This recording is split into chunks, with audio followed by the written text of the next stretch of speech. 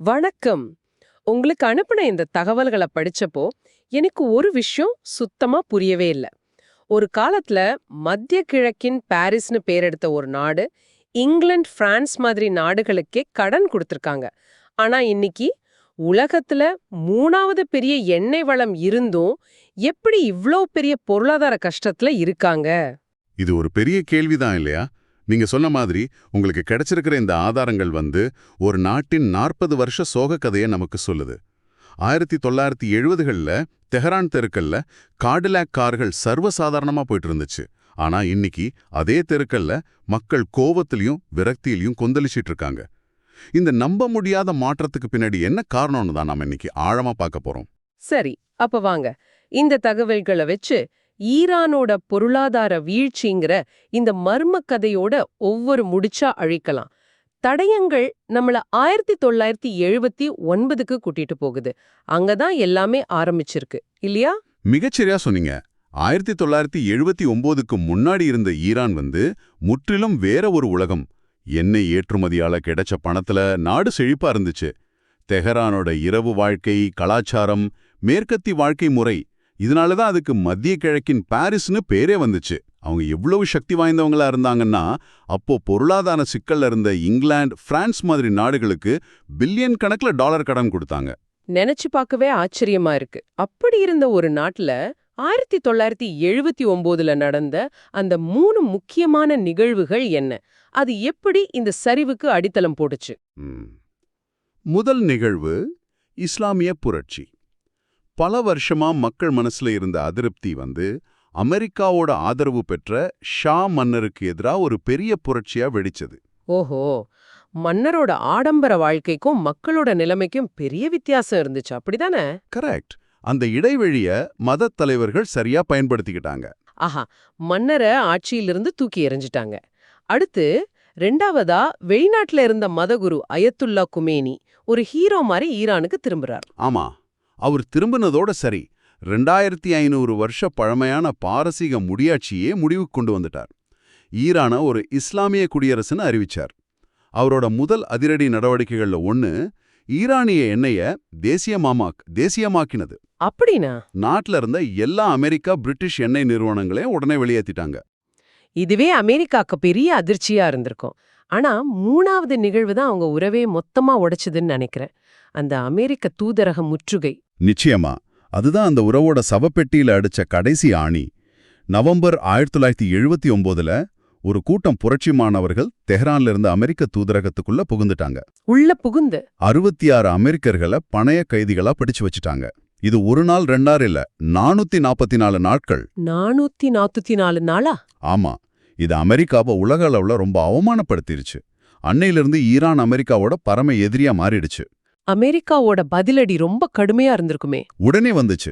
America வெளிநாடுகள்ல இருந்த ஈரானோட billion கணக்கான டாலர் சொத்துக்களை முடக்கிட்டாங்க. கடுமையான வர்த்தக தடைகளையும் விதிச்சாங்க.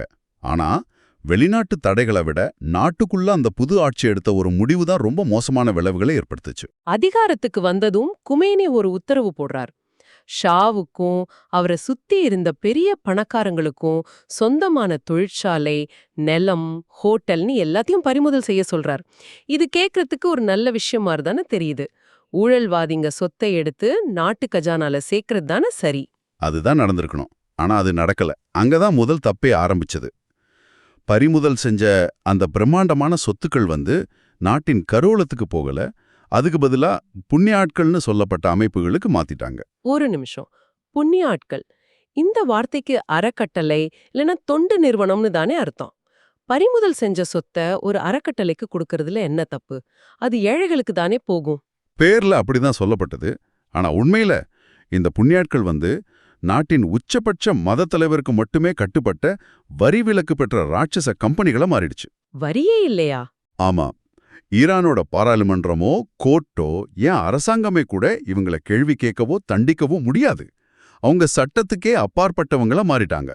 நம்பவே முடியல. அப்போ நாட்டின் முக்கியமான சொத்துக்கள் எல்லாமே இந்த அமைப்புகளோட கைக்கு போயிடுச்சா? கிட்டத்தட்ட எல்லாமே. ஒரு சில உதாரணம் சொன்னா உங்களுக்கு புரியும். தெஹ்ரான்ல இருந்த royal Hilton hotel Persian Esteghlal hotel ஆச்சு.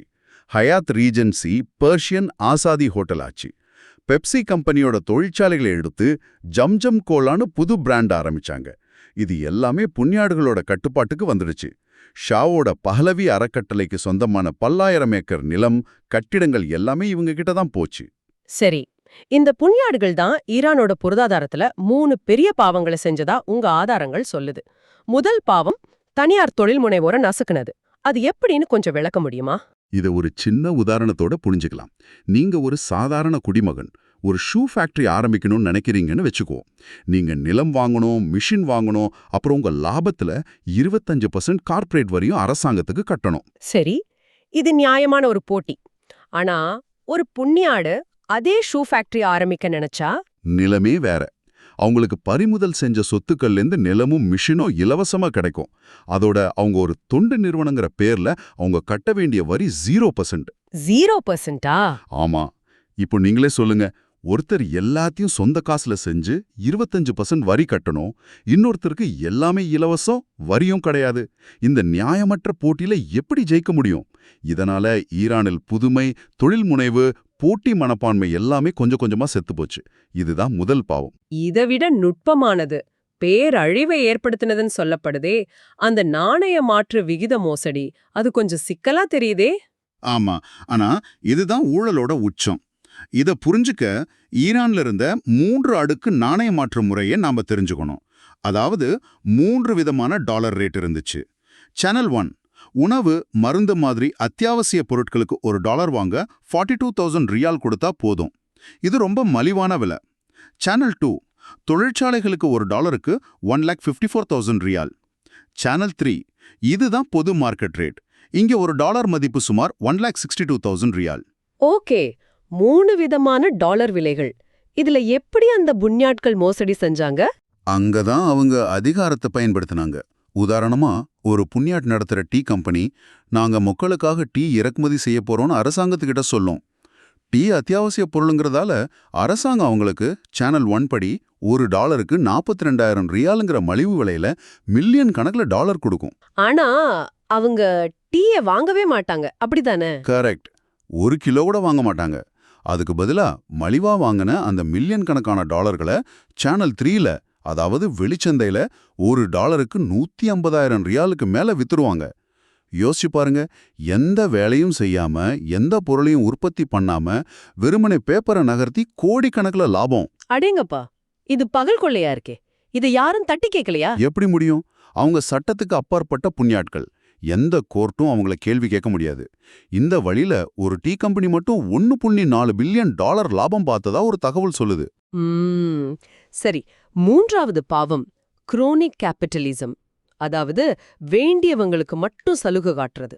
ஆமா, அரசு ஒரு பாலம் கட்டணும்னா வெளிப்படையான டெண்டர் விடணும். யார் கம்மி விலையில நல்லா செஞ்சு தர்றாங்களோ அவங்களுக்கு கான்ட்ராக்ட் கொடுக்கணும். ஆனா இங்க அப்படி நடக்கல.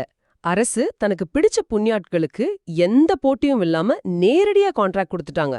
$100 மில்லியன் கட்ட வேண்டிய ஒரு பாலத்துக்கு அரசாங்கம் உங்களுக்கு $200 மில்லியன் கொடுக்க தயாரா இருந்தா நீங்க ஏன் விலையை குறைப்பீங்க? சரியா கேட்டீங்க.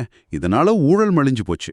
இந்த 3 பாவங்களோட விளைவா கடந்த 40 வருஷத்துல இந்த புண்ணியாட்கள் ஈரானிய பொருளாதாரத்துல 20%லேருந்து 40% வரைக்கும் அவங்க கட்டுப்பாட்டுக்குள்ள கொண்டு வந்துட்டாங்க. அந்த வீழ்ச்சியோட புள்ளி விவரங்கள் உண்மையிலே அதிர்ச்சியா இருக்கு. 1979ல ஒரு அமெரிக்க டாலருக்கு 70 ரியால், 2018ல 40,000 ரியால். ஆனா இன்னைக்கு $1 மதிப்பு 14.45 மில்லியன் ரியால்களை தாண்டிடுச்சு. 20,000 மடங்கு வீழ்ச்சியா? ஆமா, இதை இப்படி புரிஞ்சுக்கலாம். 1979ல உங்க தாத்தா பாட்டி கிட்ட $1 மில்லியன் மதிப்புள்ள ரியால் இருந்திருந்தா அதோட மதிப்பு இன்னைக்கு வெறும் $50 தான். ஒரு தலைமுறையோட ஒட்டுமொத்த சேமிப்பும் காத்துல கரைஞ்சு போன மாதிரி ஆயிடுச்சு. இந்த நாணய வீழ்ச்சி எப்படி ஒரு நச்சு சுழற்சி மாதிரி ஆச்சு? ஒரு கட்டத்துக்கு மேல அரசாங்கத்தால அதை கட்டுப்படுத்தவே முடியலையா? முடியல. ஏன்னா அது ஒரு சங்கிலி தொடர் விளைவா மாறிடுச்சு. பொன்னியாட்கள் கிட்ட இருந்து அரசாங்கத்தால வரி வசூலிக்க முடியல, ஆனா அரசு ஊழியர்களுக்கு சம்பளம் கொடுக்கணும், பென்ஷன் கொடுக்கணும். வருமானம் இல்ல, ஆனா செலவு மட்டும் அதிகமாயிட்டே இருந்துச்சு. இந்த பற்றாக்குறைய சமாளிக்க அரசாங்கம் ஒரு சுலபமான ஆனா ரொம்ப ஆபத்தான வழியை கையாண்டுச்சு. பணத்தை அச்சடிக்க ஆரம்பிச்சாங்க. அவங்க பணத்தை அச்சடிக்க ஆரம்பிச்சதும் பணவீக்கம் 42% அளவுக்கு உயர்ந்தது. மக்களோட கையில இருந்த பணத்தோட மதிப்பு குறைஞ்சு போச்சு. உடனே மக்கள் தங்கள் கிட்ட இருந்த ரியால்களை வித்துட்டு டாலர், தங்கோன் வாங்க ஆரம்பிச்சாங்க. இதனால சந்தையில ரியாலோட மதிப்பு இன்னும் வேகமா சரிஞ்சது. அரசாங்கம் இன்னும் பணத்தை அச்சடிச்சது. பணவீக்கம் இன்னும் ஏறுச்சு. இது ஒரு முடிவே இல்லாத நச்சு சுழற்சி. இங்கதான் நீங்க ஆரம்பத்துல கேட்ட கேள்வி வருது. ஈரான் கிட்ட உலகின் 3வது பெரிய எண்ணெய் வளம் இருக்கு. அப்போ ஏன் எண்ணெயை வித்து இந்த பிரச்சனையை சரி செய்யல? காரணம் அமெரிக்க தடைகள். சர்வதேச வர்த்தகம் டாலர்ல தான் நடக்குது. அதை கட்டுப்படுத்துறது அமெரிக்காவோட பேங்கிங் சிஸ்டம். அமெரிக்கா தடை விதிச்சதால ஈரானால சர்வதேச வங்கி அமைப்பையே பயன்படுத்த முடியல. இந்த தடையை சமாளிக்க ஈரான் ஒரு புத்திசாலித்தனமான ஆனா சட்டவிரோதமான வழியை கண்டுபிடிச்சது. அதுதான் உங்க ஆதாரங்கள்ல சொல்ற பேய் கப்பற்படை தந்திரம். கேட்கவே ஒரு ஸ்பை படம் மாதிரி இருக்கு. அது எப்படி வேலை செய்யுது? ஈரானிய எண்ணெய் கப்பல்கள் அதோட இருப்பிடத்தை காட்டுற டிரான்ஸ்பாண்டரை அணைச்சிட்டு கடல்ல காணாம போயிடும். அப்புறம் பனாமா மாதிரி நாடுகளோட போலி கொடிகளை பயன்படுத்திக்கிட்டு நடுக்கடல்ல வச்சு இன்னொரு கப்பலுக்கு எண்ணெயை மாத்தும். அந்த 2வது கப்பல் அந்த எண்ணெய் மலேசியாவில இருந்து வந்ததா போலி டாக்குமெண்ட்ஸ் தயாரிக்கும். அப்புறம் அந்த எண்ணெய சீனாவோட சின்ன சின்ன சுத்திகரிப்பு ஆலைகளுக்கு விப்பாங்க. இந்த வர்த்தகம் சீன யுவான்ல நடக்கும். இந்த ஒரு வழிதான் ஈரானோட பட்ஜெட்ல 50%லேருந்து 60% வரைக்கும் பூர்த்தி செய்யுது. அப்ப ஏன் இப்பவும் கஷ்டப்படுறாங்க? ஏன்னா இப்போ இந்த வழியையும் 3 பக்கத்திலிருந்தும் நிற்கிறாங்க. ஒன்னு, அமெரிக்காவுக்கு பயந்து சீனா இந்த சின்ன சுத்திகரிப்பு ஆலைகளை மூட வச்சிட்டு இருக்கு. ரெண்டாவதா ரஷ்யா. உக்ரைன் போர்னால ரஷ்யா மேலேயும் தடை இருக்கு. அதனால அவங்களோட எண்ணெயே சீனாவுக்கு ரொம்ப மலிவா விற்கிறாங்க. ஈரான் அவங்களோட போட்டி போட வேண்டியிருக்கு. மூணாவதா அமெரிக்கா நேரடியாவே இந்த சீனா ஆலைகள் மேல தடை விதிக்குது. சுருக்கமா சொன்னா 3 பக்கத்திலிருந்தும் இடி விழுகுது. இதோட விளைவுதான் இன்னைக்கு நாம ஈரான் தெருக்கள்ல பாக்குற போராட்டங்கள்.